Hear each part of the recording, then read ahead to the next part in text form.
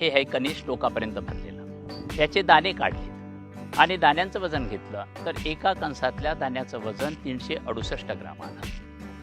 त्याच्यानंतर सोटचं वजन घेतलंय तर सोटचं वजन जे आहे तर ते भरलंय 60 ग्राम आणि निव्वळ दाण्यांचं वजन जे आहे ते 304 ग्राम आहे.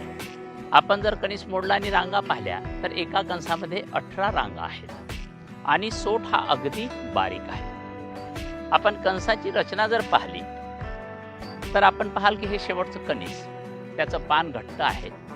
टोकापर्यंत हे घट्ट कणीस आहे ज्याच्यामुळं पावसाचं पाणी आत शिरणार नाही, अळी किडा आत शिरणार नाही, त्याच्यामुळं मक्याची क्वालिटी मिळेल.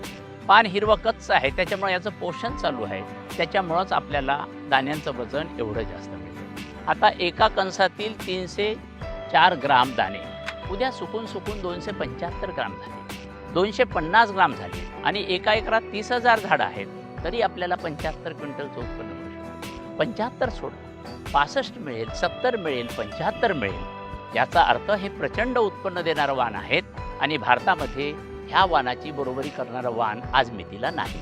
म्हणावं लागेल ग्रीन गोल्ड बियाणं अस्सल हिरवं सोनं.